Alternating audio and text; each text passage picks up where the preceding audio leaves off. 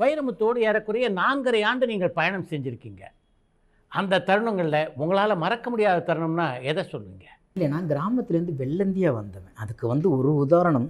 ஒரு முறை எல்லா வேலையும் பார்ப்பேன். நான் ஆஃபீஸ் வேலை பார்ப்பேன், டெலிஃபோன் அட்டன் பண்ணுவேன், அவரோடு ரெக்கார்டிங் போகும்போது கூட போவேன்.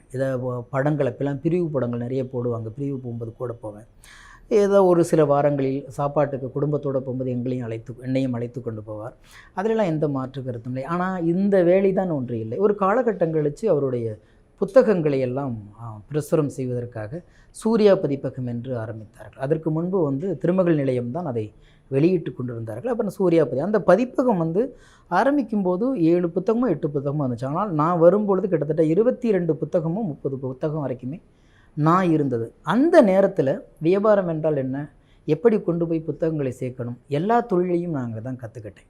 ஆமாம், அதில் அதே நேரத்தில் அதுக்கு அடுத்த கட்டத்தில் அக்கௌண்ட்ஸ் பார்க்குறதுக்கான ஒரு வாய்ப்பு, ஒரு ஆடிட்டர் கூட என்னை இணைச்சி விட்டார்.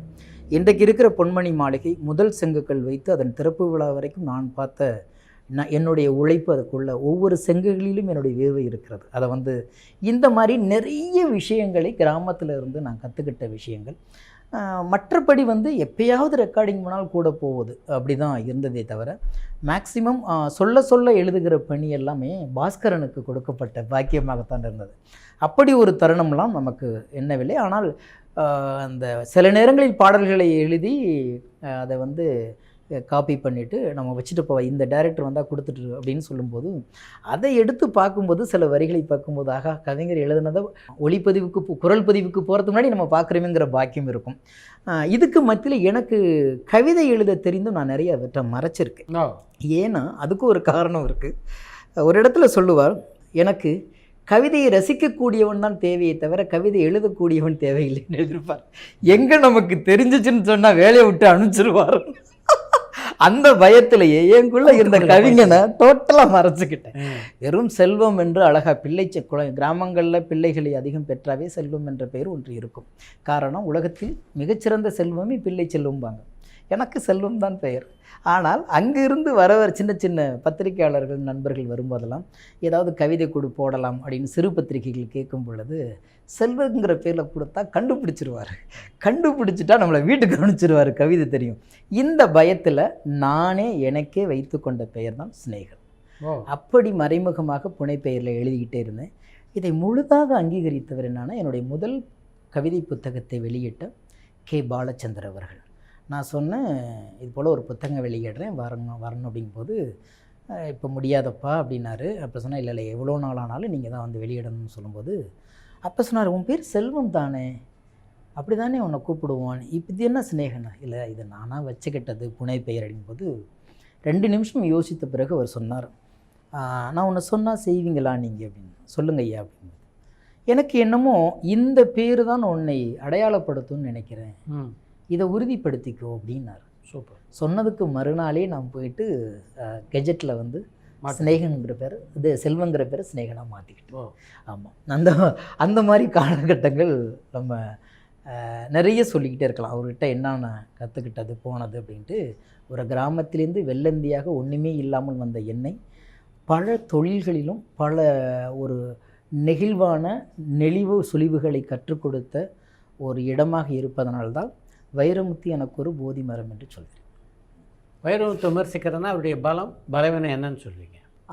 என்னை பொறுத்த வரைக்கும் பலமும் அவர் தான், பலவீனமும் அவர் தான்.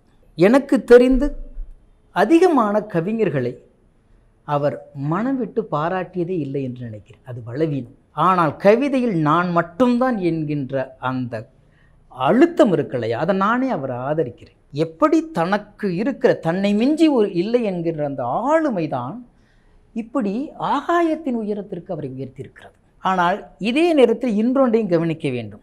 வெளிநாடுகளில் வெறும் புத்தகத்தோடு நிற்கிற கவிஞர்களை பாராட்டியிருக்கிறார்.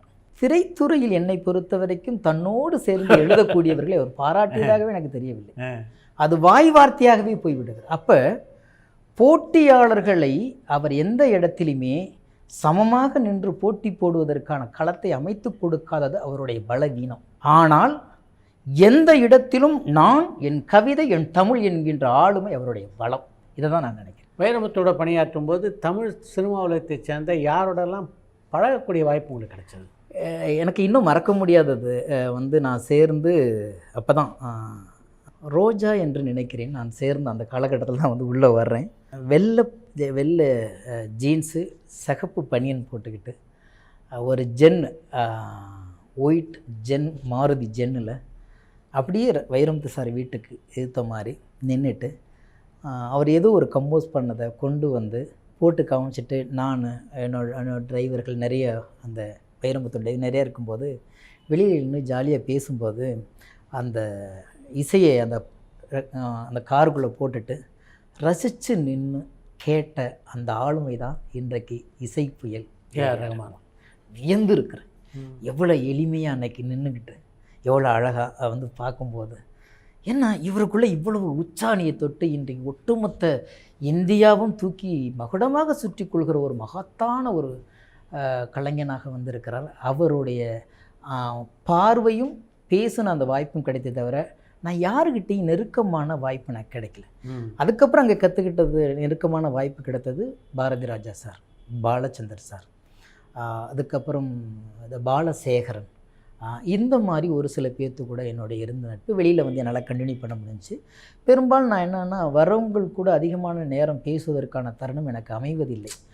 எங்கேயோ அவங்க வரும்போது சாப்பிட்றாங்களோ அவங்க கூட இருந்து பரிமாறுகிற நேரம், அல்லது கவிஞர் பேசி கொண்டிருக்கும்போது டீ பரிமாறுகிற நேரம், இந்த மாதிரி சில வினாடிகள் கிடைப்பதனால் அதற்கான சந்தர்ப்பம் கிடைப்பது ரொம்ப அபூர்வமாக இருந்தது. நீங்கள் கவிதை எழுதுவீங்க அப்படின்றது வைரமுத்துக்கு எப்போ முதலாக தெரிய வந்து? என்னுடைய முதல் புத்தகத்தை தயார் செய்துவிட்டு அவரையே வெளியிட கூப்பிட்ட போது தான். அது வரைக்கும் தெரியாது. ஆமாம், அது வரைக்கும் தெரியாது. வெளியில் போயிட்டு கூப்பிட்றேன். ஆனால் என்ன எனக்கு அதில் கூட வருத்தம், கிட்டத்தட்ட ஒரு 3 மாதங்கள்னு நினைக்கிறேன் கவிதையை எழுதி வச்சுட்டு அவர் தான் வெளியிட வேணும், முதல் அத்தியாயம் அப்படின்னு ஒரு புத்தகம் வெளியிட வேண்டும் அப்படின்னு சொல்லி வர சொல்லிட்டாரு. புத்தகத்தையும் வாங்கிட்டார். சொல்கிறேன், டைம் இருக்கான்னு பார்த்துட்டு சொல்கிறேன்ட்டு 3 மாத காலம் அதை அலைஞ்சிருக்கேன். அவர் ஏன்னா நான் தப்பு செஞ்சுட்டு போகல, இருந்தாலும் குருவோட கையில் எனக்கு ஒரு ஆசீர்வாதம் வேணும். 3 மாதம் கழித்து எனக்கு வந்து அவர் கூட சொல்ல பாஸ்கரன் சொன்ன பேர் போட்டுக்க சொல்கிறாரு, வைரமுத்துவின் ஆசிகளுடன் என்று பெயர் போட்டுக்க சொல்கிறாரு, ஊரில் இருந்தால் வந்தரேன்னு சொல்கிறாரு, என்ன ஸ்நேகன் செய்யலாம் அப்படின்னு பாஸ்கர் கேட்கும் பொழுது எனக்கு இதை வந்து முதல் நாளே சொல்லியிருந்திருக்கலாம். ஆனால் 3 மாதம் கழித்து சொல்லும் பொழுது நமக்கும் கொஞ்சம் கோபம் இருக்கும் இல்லையா, அந்த வருத்தங்கள். அப்போ நான் சொன்ன விஷயம் வந்து மன்னிக்கணுன்னே, ஸ்நேகன் விழாவுக்காக ஊரில் இருக்கிற வைரமுத்து தான் எனக்கு வேணும், ஊரில் இருந்தால் ஸ்நேகன் விழாவுக்கு வர்ற வைரமுத்து எனக்கு வேண்டாம் அப்படின்னு சொல்லிட்டு அன்னைக்கு வந்து மறுநாளே பாலச்சந்திரை பார்க்க போனேன். பாலச்சந்திரை பார்த்தது மட்டும் இல்லாமல் அன்றைக்கு வந்த கமலா தேட்டர் ஓனர் வலம்புரி ஜான், பாலசேகரன், இப்படி இலக்கியத்தின் மீது நேசம் கொண்டவர்கள் பலரை கூப்பிட்டு பத்திரிக்கை அடிச்சுட்டு முதல் பத்திரிக்கையும் கொண்டு போய் வைரமுத்துட்ட தான் வச்சேன். அப்போ அவர் சொன்ன வார்த்தை, இந்த பத்திரிக்கையை பார்த்துட்டு, என்னையா எக்கச்சக்க பேரை கூப்பிட்டுருக்க போல இருக்கு அப்படின்னு. அப்பையும் நான் சொன்ன வார்த்தை, உங்கள் ஒரு பெயர் இருந்தால் இத்தனை ஆளுமைகள் தேவைப்பட்டிருக்காது, உங்கள் ஒரு பெயருக்காக இத்தனை பேற்றை போட வேண்டியிருக்கு அப்படின்னு. நீங்கள் இல்லைன்றதுனால அவ்வளோதான் சொல்லிவிட்டு வெளியேறினேன். அன்னைக்கு தான் என்னுடைய கவிதை ஆளுமை அவருக்கு புரிந்திருக்கும்னு நினைக்கிறேன். ஆனால் பாலச்சந்தர் அவர்கள் கூட அதை நான் வந்து மயிலாப்பூர் அந்த அகாடமி ஒன்று இருக்கு இல்லைங்களா, பாரதிய வித்யா பவன், அங்கே தான் வெளியிட்டேன். பாலச்சந்தர் பேசும்போதும் அதை சொன்னார், இந்த விழாவுக்கு வைரமுத்து வந்திருக்க வேண்டும், தவறு செய்து விட்டார். நேற்று வரை பையன் பையன் என்று சொல்லி கொண்டிருந்த இவனை இன்று கவிஞர் சிநேகன் என்று சொல்வதில் பெருமைப்படுகிறேன் நான் அப்படின்னார். அந்த ஒரு அங்கீகாரம் தான் நான் இதுவரைக்கும் கடந்து வந்த அந்த ரணங்களை சரி செய்தது. அதற்கு பிறகு தான் பாடல் எழுதுவதற்கே முயற்சி பண்ணேன். அது வரைக்கும் எனக்கு பாடல் எழுதுங்கிற எண்ணம்லாம் இல்லை. அப்போ அந்த விழாவில் சொன்னார், யார் யாரோ பாடல் எழுதுகிறார்கள், நீ ஏன் வரக்கூடாது பாடல் எழுத அப்படின்னாரு. இதை என் நண்பர்கள் வட்டம் அழுத்தமாக பிடித்து கொண்டு, பாலச்சந்தர் சாரே சொல்லிட்டாரு, நீ முயற்சி பண்ணுன்னு சொல்லிட்டு என்னை தள்ளி விட்டாங்க. அங்கே தான் வந்தேன் நான். உங்களுக்கு அடையாளத்தை பெற்றுத்தந்த பாடல்னா அது பாண்டவ படத்தில். ஆமாம், முதல் படம். ஏன்னா நீங்கள் இவ்வளோ கஷ்டப்பட்டு எழுதின பாட்டு வந்து வெளியில் வந்துச்சு, படம் வெளியில் வரல, புத்தம் புது உங்களுக்கு தெரியும்.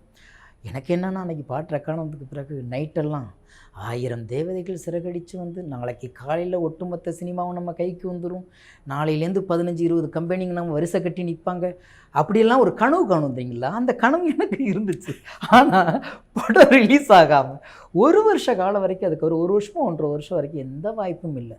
இதுக்கு இடையில் என்ன செஞ்சாங்கன்னா, அதிர்ஷ்டம் இல்லாத கவிஞன்ட்டானுங்க கூட உள்ளவன் எல்லாமே. என்னடா அது எழுதுனாலும் எல்லாம் ஒரு பாட்டு கடிங்க.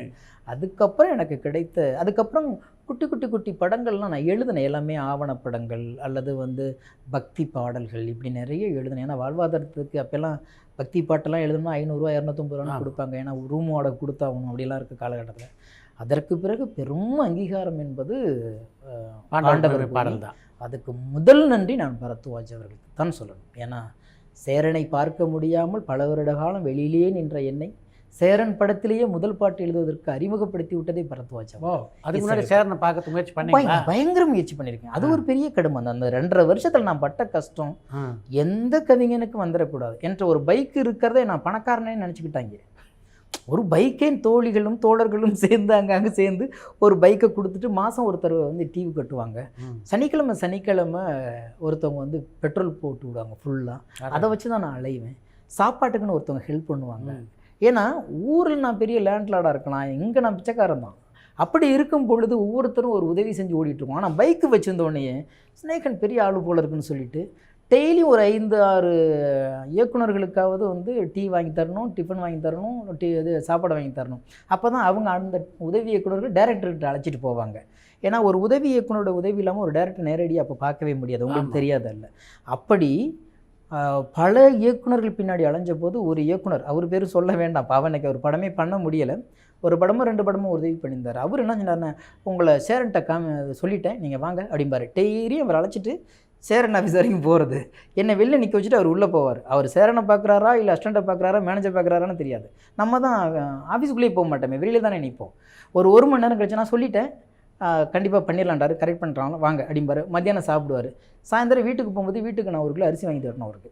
இப்படி 1 மாதம் 2 மாத காலம் ஒட்டு மொத்தமாக காலையில் போகிறது, அவர் இது அழைக்கிறது, ஏற்றிட்டு போகிறது, டிஃபன் வாங்கி தர்றது, சேரன் ஆஃபீஸ் போகிறது, சாயந்தரம் இறக்கி விடும்போது டிஃபன் கொடுக்கணும், அப்படின்னா 1 கிலோ ஏதாச்சும் அரிசி வாங்கி கொடுக்கணும். இப்படி அலைஞ்சு ஒரு 6-7 மாத காலம் அப்படியே வெறுத்து போய் சேரனை பார்க்கவே முடியாதா. இதே நான் மண் சார்ந்த ஒரு இயக்குனர் பாரதிராஜாவுக்கு பிறகு அந்த காலகட்டத்தில் வந்து நிற்கிறான், அவனை பார்க்க முடியாதான்னு ஏங்கி கொண்டிருந்தவன் தான் எனக்கு முதல் வாய்ப்பு கொடுக்க வேண்டும் என்பது இயற்கையின் நியதியாக பரத்வாஜ் அவர்கள்ட்ட எனக்கு ஒரு பெரிய நிறைய ஆடு பண்ணிக்கிட்டே இருப்பார். அந்த ஆடுக்கெல்லாம் நான் எழுதிக்கிட்டு இருக்கேன். 4 வரி 5 வரி எழுதுனேன்னா எனக்கு உடனே 1000 ரூபாய் 2000 கொடுப்பாரு. அப்போ நான் பெரிய சந்தோஷத்தில் இருப்பேன் அவர் பின்னாடி. அப்போ சொல்லுவேன், சார் சும்மா இருக்கும் போதெல்லாம் கூப்பிடுங்க சார், நான் வாய்ப்பு தேடாகும் போதெல்லாம் நான் வந்து உங்கள் கூட இருக்கேன், நீங்கள் ஏதாவது டியூன் போட்டுங்கன்னா நான் எழுதி தரேன் சார், நான் எழுதி கற்றுக்கிறேன்னு சொல்லிவிட்டு டியூனுக்கு எழுதுறதுக்காக வேண்டி அவர் வீட்டுக்கு போவேன். அங்கே போனால் 2 விஷயம் நடக்கும். 1 டியூனுக்கு எழுதுவேன், எப்படி அங்கே இருந்தேன்னா மத்தியான சாப்பாடு கிடச்சிரும். இதுக்காக 2 போயிட்டு அப்படி இருந்த என்ன தான் ஒரு முறை சேரன்ட்ட போயிட்டு கரெக்டாக சசி தேட்டர், ரஹ்மான் சாரோடைய சிஸ்டர் தேட்டர், அந்த தேட்டரில் வந்து கம்போசிங்கில் உட்காருக்கும்போது நீங்கள் வாங்க இன்றைக்கி சேரன் சார் வர்றாரு உங்களுக்கு அறிமுகப்படுத்தி வரேன்னாரு. அப்போ அங்கே போய் உட்காந்துருக்கும் பொழுது சேரன் சார் வந்தார். சொல்லும்போது, சார் இவர் வைரமுத்துட்ட இருந்தவர் புதுசாக முயற்சி பண்ணுறார் சார், நம்ம படத்தில் ஒரு பாட்டை கொடுக்க முடியுமா சார் அப்படின்னாரு. சார் இப்போ தான் சார் அவர்கிட்ட அட்வான்ஸ் பண்ணிட்டு வரேன், அவர் தான் இந்த படத்துக்கு பாட்டு எழுதுகிறாரு, ஆனால் இந்த படத்தில் அவர் தனியாக எல்லா பாட்டும் எழுதணும்னு சொல்லிட்டாரு, நான் அடுத்த படத்தில் நான் தரேன் சார் அப்படின்னு அட்வான்ஸ் கொடுத்துட்டு வர்றாரு. நான் சொன்னேன், சந்தித்ததே பெரிய மகிழ்ச்சின்னு. நான் அப்போ கூட சரி சார் அப்படின்ட்டு நான் அடுத்த படமோனே சரின்ட்டு. அப்போ இன்னொன்று சரிங்களா தம்பி அப்படின்னாரு. சார் என்ன அப்படின்னு, நீங்கள் இந்த படத்தில் முழுக்க என் கூட இருங்க, பாட்டுக்கெல்லாம் டம்மி வரி போடுறதுக்கு அப்படியே எழுதுவோம், நம்ம அடுத்த படம். சரி சார், அதுவே பெரிய பாக்கியம் அப்படின்னு. அப்படி இருந்தது. சில முரண்பாடுகளால் வைரமுத்தோடு அவரோடு சேர்ந்து வேலை செய்ய முடியவில்லை என்கின்ற தருணம் வரும்பொழுது கூடவே இருந்ததனால் என்னை அழைப்பதற்கான சந்தர்ப்பம் அந்த நேரத்தில் மொழியும் என்னுடைய உழைப்பும் அமைத்து கொடுத்ததாக நான் நினைக்கிறேன். அப்படி முதல் பாடலை எனக்கு கொடுத்ததுக்கு பிறகு அந்த படத்தில் அனைத்து பாடல்களையுமே எனக்கு கொடுத்து எனக்கு பெரிய அங்கீகாரம். ஏன்னா இவ்வளோ காலம் போராட்டத்துக்கு பிறகு அந்த பாட்டு வெளியில் வரும்போது நான் தாண்டா அந்த அவரவர் வாழ்க்கை எழுதுன்னு சொன்னால் ஒரு பயிலும் நம்பலை. ஏன்னா எல்லாருக்குமே ஒரு 60 வயசு 70 வயசு இருக்கும். அவன் தான் எழுதி பண்ணாங்க. டேய் சத்தியம் பண்ணுற போராட்டத்தையும் நான் தாண்டா எழுதுனேன் நான் தாண்டா அப்படின்னு அந்த வயதுக்கு மீறிய அனுபவத்தை எழுதியதுக்கு காரணம் என் குடும்பம் அவ்வளோ பெரிய குடும்பம். ஒரு தன் குடும்பத்தை பற்றி எழுதுகிறதுக்கான தருணத்தை அமைத்து கொடுத்த அந்த சூழல் இயக்குனர் சேரனுக்கு 1000 கோடி நன்றிகளை சொல்ல வேண்டியிருக்கிறது. அப்படி கொடுத்தது தான் எனக்கு என்ன இன்னொரு பெரிய மகிழ்ச்சி. அது உங்களுக்கு சினிமா வரலாறு தெரியும். அது நான் அப்படி நினச்சிக்கிட்டு இருக்கிறேன், சரியாக தப்பான்னு தெரில. முதல் படம் வெளிவந்த முதல் படத்தில் முதல் பாட்டிலேயே ஸ்டேட் அவார்டு வாங்கினது நான் தான் நினைக்கிறேன். சூப்பர். இது வரைக்கும் அப்படி வரலன்னு நினைக்கிறேன் யாருக்கும் வெளிவந்த படங்கள். ஆமாம். அந்த அங்கீகாரம் கிடைத்ததற்கு நான் உண்மையிலேயே பரத்வாஜ் அவர்களுக்கும் சேரன் அவர்களுக்கும் வாழ்நாள் முழுக்க நான் நன்றி சொல்ல வேண்டியிருக்கிறேன். அப்படி தான் நான் அமைஞ்சது. இப்படி இந்த பாட்டு அமைஞ்சாலும் உங்கள் இளைஞர் மத்தியில் கொண்டு போய் சேர்த்த பாடல் கல்யாணம் தான் கட்டிக்கிட்டு. நிஜம்தான்.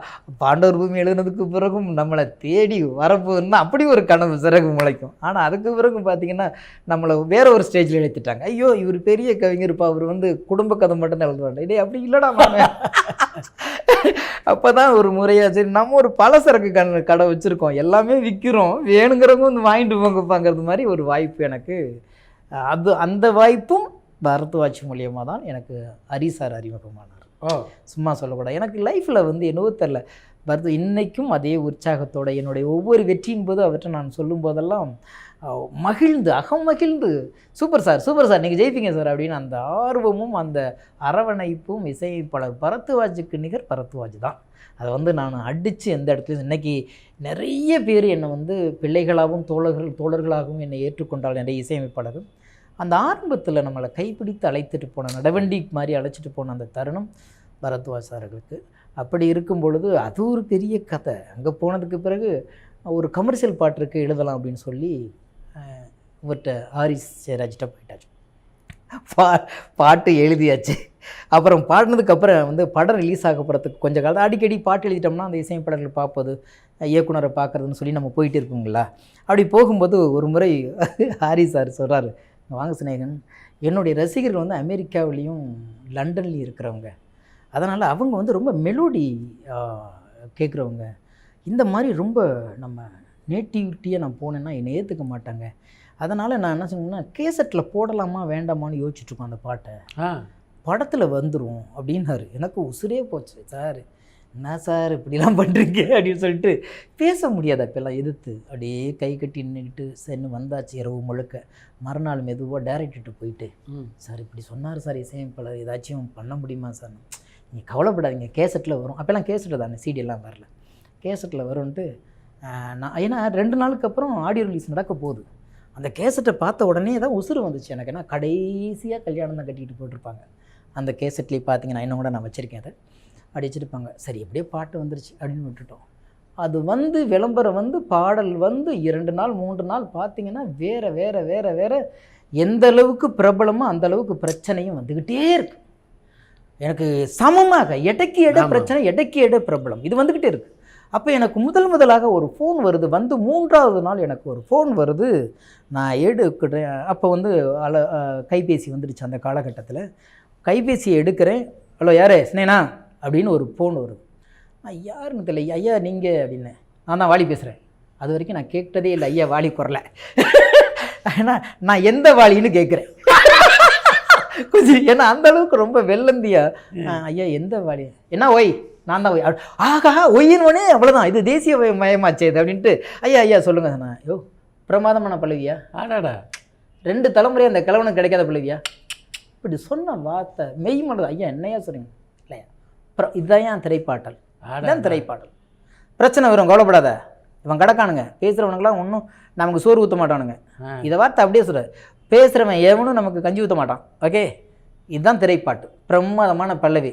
அப்படியே போயா நல்லா இருக்கு போய் வாழ்த்துக்கள் அது சொல்லலாம். அவர் யார்? சந்தித்ததில்லை, பேசினதில்லை. அவன் தான் தன் தலைமுறைகளை தூக்கி பிடிக்கக்கூடிய அந்த ஆளுமை வாலிக்கு நிகர் வாலிதான். என்ன கெஸ்டர், என்ன இது என்னை மட்டும் சிநேகனை மட்டுமல்ல, ஒருத்தன் புதுசாக பாட்டு எழுத அடுத்த நிமிஷம் அவன் ஆளுமையோடு எழுதினால் அவனை அரவணைத்து தட்டி கொடுக்குற அந்த முன்னோடிகளுக்கான முதன்மையாக இருக்கிறவன் வாலிப கவிஞர் வாலி தான். அதுக்கு நிகரே இல்லை. அன்னைக்கு தான் யோசிச்சேன், மிரண்டு போனேன். அதுக்கு முன்னாடி அப்போ தான் சொன்னேன், பார்க்கணும் போல் ஆசையாக இருக்கு. அதனால தான் பின்னாளில் நான் உயர்திரு 420 ஒரு படம் நடிக்கும்போது முதல் பாட்டு ஐயா வாலி எழுதணும்னு போய் உட்காந்துருக்கான். அதில் கூட ஒரு தர்மம் இருந்துச்சு அவருக்கு. ஒரு பாட்டுக்கு 2 லட்ச ரூபா வாங்கிட்டுங்க வை அப்படின்னாரு. இந்தாங்க 2.5 கூட வச்சுக்கோங்க, ஆனால் நீங்கள் எழுதுன்னு சொல்லும்போது இது உனக்கு எழுதுறேன் வை, இந்தா எல்லாத்தையும் எடுத்து வச்சுக்கோ. கொடுத்த பணத்தை அவருக்கு யாருக்கு திருப்பி கொடுத்தாருன்னு எனக்கு தெரியாது, எல்லாத்தையும் கொடுத்துட்டு 1 லட்ச ரூபாய் மட்டும் எடுத்து வச்சுக்கிட்டார். இது என் ஆளுக்கு எழுதுறையா ப்ரொடியூசர்ட்ட சொல்கிறார், இது யாருக்கு எழுதுறையா அங்கே வயா அப்படின்ட்டு கூப்பிட்டு அப்படியே அந்த பழுத்த பழம் அப்படி சாஞ்சு தான் உட்காந்துருப்பார், உங்களுக்கு தெரியும். அப்படி கூப்பிட்டு மடியில் உட்கார வச்சுட்டு பிரமாதம்யா வருவாயா பெருசாக. அந்த இது சிநேகனுக்கு மட்டுமே இல்லை, வளரும் தலைமுறைகளை வாரி அணைத்து கொஞ்சி கொண்டாடுகிற ஒரு கவிஞர்னா அது வாலி அவர்கள். அவர்கிட்டேருந்து அந்த பாட்டுக்கான விமர்சனம் வந்தது பெருசு. இது மட்டுமில்லை, அதுக்கப்புறம் அப்படியே தொடர்ந்து எங்களுடைய நட்பு ரொம்ப சொன்னச்சு. அது ஒரு இடத்துல கூட சொல்லியிருப்பார், என் மனைவியோடு அதிகம் முத்தம் வாங்கணும் நீதாயா என்கிட்ட அப்படிம்பாரு. அந்த சிவந்த செவ்வாய்கள் செவ்வி இதழ்களால் பார்க்கும்போதெல்லாம் அரவணைத்து ஒரு முத்தம் கொடுப்பார். அதெல்லாம் ஒரு பெரிய பாக்கியம். அதுக்கப்புறம் அவருடைய விமர்சனம் அதே மாதிரி ஆடுகளம் வரைக்குமே நீண்டு கொண்டிருந்தது ஒரு அனுபவம். ஆடுகளத்தில் இப்படி தான் சொன்னார், எனக்கு வெள்ளாவி வச்சு தான் வெளுத்தாங்களா, அது வந்தோன்னு அப்படி தான் சொன்னார். ஃபோனை பண்ணி ஒரு வெள்ளைக்கரையை இதை விட எவனும் வர்ணிக்க முடியாதியா, கம்பன் இளங்கோலாம் தோத்தாயா, அதுக்கு நான் நிகரில்லை, அது எனக்கு தெரியும். ஆனாலும் நம்மளை அடுத்த கட்டத்துக்கு கொண்டு போகிறது அதுதான் மிகைப்படுத்தி கம்பன் இளங்கோலாம் தோத்தாயா அப்படிங்கும்போது எனக்கு கர்வம் வரவில்லை, பயம் வந்துச்சு. ஐயோ இப்படி ஒருத்தர் நம்மளை பண்ணுறாரே அப்படிங்கிற ஒரு பயம் வந்துச்சு. அதில் வேண்டி அந்த கல்யாணம் தான் கட்டிக்கிட்டு ஓடி போகலாமாவோடைய வீச்சும் பேச்சும் வரும் என்பதை முன்னறிந்து சொன்ன முதன்மையானவன் வாலி அவர்கள். எனவே அவருடைய வாக்கு அப்படியே பலித்தது. அதற்கப்புறம் தான் கமர்ஷியல் பாடகராகவே ஏற்றுக்கிட்டாங்க, பாடலாசிரியராகவே ஏற்றுக்கிட்டாங்க. ஆமாம், யோகி திரைப்படம் தான் சிநேகனை ஒரு பாடகனாகவும் ஆக்கியப்படும். ஆமாம் அது பெரிய கொடுமை. இப்பயாவது நான் உங்களுக்கு நல்லா பாடி காமிக்கிறேன், அப்பெல்லாம் பாடவே தெரியாது. அதுவும் மெட்ராஸ் பாஷையில் பாடணும். அந்த பாட்டு எடுக்கிறதுக்குள்ளே யுவன் சங்கர் ராஜாவும் அமீரும் ஒரு வழி ஆகிட்டாங்க. ஆனால் அது எனக்கு என்னென்னா, ஒரு காலகட்டத்துக்கு அப்புறம் விருப்பம் இல்லாமல் நடித்த படம் அது. ஏன்னா ரொம்ப அசிங்கமாக ஒரு நிஜமாகவே பியரை கொடுத்து குடிக்க சொல்லுவாங்க. அது வரைக்கும் எனக்கு காஃபி குடிக்கிற பழக்கம் கூட இல்லை.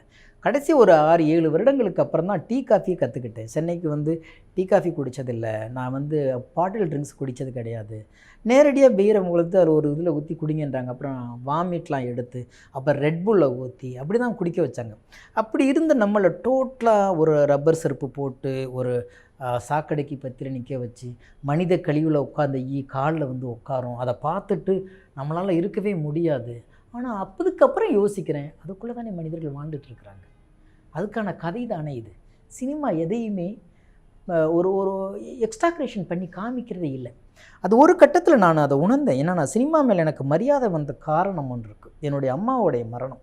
அதை நான் பதிவு பண்ணணும். ஏன்னா இதே சினிமாவை பார்த்து நான் நிறைய விமர்சனம் பண்ணியிருக்கேன். அது எப்படி சாகரத்துக்கு முன்னாடி உயிரில் கையெழுத்து போட்டுட்டு சாவறது, 2 பேர்த்தை இணைச்சி வச்சுட்டு சாப்பிட்றது, கடைசி வார்த்தை சொல்லிட்டு சாவறது, தொட்ட உடனே சாவறது, நின்ன உடனே சாவறது, இதெல்லாம் நான் விமர்சனம் பண்ணிக்கிட்டே இருந்திருக்கேன். ஆனால் என்னுடைய அம்மாவுடைய மரணம் இது எல்லாத்தையுமே அடித்து உடச்சிச்சு. ஏன்னா அப்போ பேஜர் தான் வச்சுருந்தேன் 2000. அப்போ பார்த்திங்கன்னா எனக்கு ஒரு மெசேஜ் வருது, please call me RPG office something. அதில் அடிக்கிறேன். அப்போ அந்த இதுலேருந்து எனக்கு கூப்பிட்றாங்க, அம்மா உடம்பு சரியில்லாமல் இருந்தாங்களா அப்படின்னு கேட்குறாங்க. இல்லைங்க என்ன ஆச்சு சொல்லுங்கள் அப்படின்னு கேட்குறேன். இல்லை கேட்டதுக்கு சொல்லுங்கன்றாங்க. ஆமாம் சார் அப்படின்னு. அப்போ நீங்கள் ஊருக்கு போங்க. அந்த நாகரிகமான அணுகுமுறை எனக்கு ரொம்ப பிடிச்சிச்சு. இறந்துட்டாங்கன்னு ஒரு வார்த்தை சொல்லவே இல்லை. அதுக்கப்புறம் நான் அழுது கேட்டதுக்கப்புறம், சார் அப்படி தான் தகவல் வந்திருக்கு, ஆனால் நீங்கள் போங்க சார் கிளம்பி அப்படின்ட்டாங்க. ஒரு பெரிய இழப்பு. என்னென்னா 2-3 முறை அந்த மாதிரி எனக்கு வாய்ப்பு போகும்போதெல்லாம் அம்மாவுக்கு ஒன்றும் நடக்கலை. ஆனால் இந்த முறை ஏதோ ஒரு பயம் நம்மளை அறியாமல் ஒற்றி கொண்டது. அன்னைக்கு அம்மாவை பார்க்குறதுக்கு போகிறதுக்கு 119 ரூபாயோ 117 ரூபாயோ தான் காசு. அப்போ திருவள்ளூர் போக்குவரத்து கழகம். ஆனால் அப்போ கவர்மெண்ட் பஸ்ஸில் போனோம்னா எனக்கு அது போதும். ஆனால் அன்றைக்கி என்கிட்ட இருந்ததே வெறும் 82 ரூபாயோ என்னமோ தான் இருக்குது. மீதி ஒரு 20 ரூபாயோ 27 ரூபாயோ 26 ரூபாயோ எனக்கு குறைவாக இருக்குது. அப்போ யாருக்கிட்டையும் கேட்க முடியாது, நட்பு இல்லையான்ட்டு நெப்ரிஸா.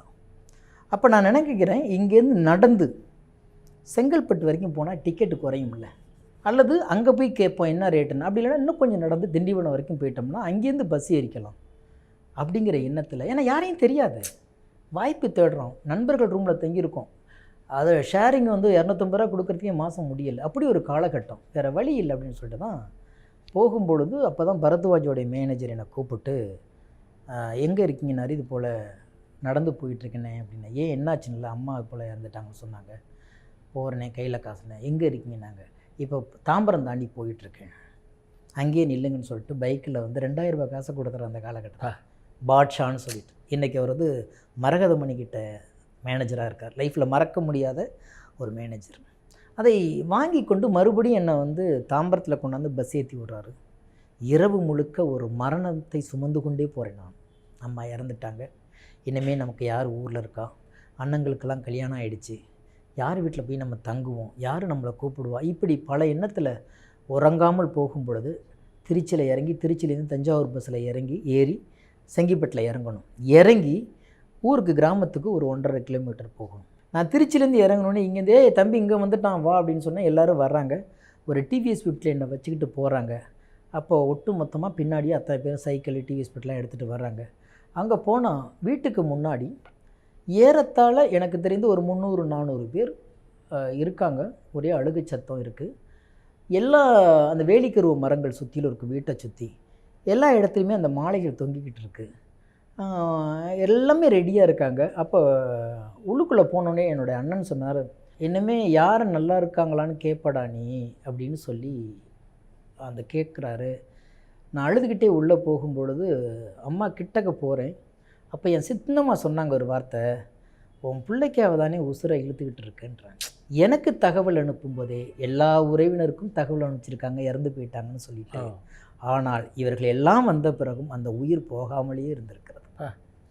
அப்போ என் சித்தி சொல்கிறாங்க, இந்த வந்துட்டான் தம்பி, இதுக்கு தானே உன் உசுரை இழுத்துக்கிட்டு இருக்கிற. ஆல்ரெடி அவங்க கோமாவில் இருந்தாங்கன்னு நான் சொல்லியிருக்கேன். படுத்திருக்கும்போது கண் திறக்காத வாய் திறக்காத அந்த தாய், என் தமிழுக்கு பொதுவாக நடந்ததை சொல்கிறேன். என் சித்தி அழைச்சிட்டு போய் வாப்பா அம்மாவை பாரு அப்படின்னு கேட்குறாங்க. இப்படி கிட்டக்க போகிறேன்.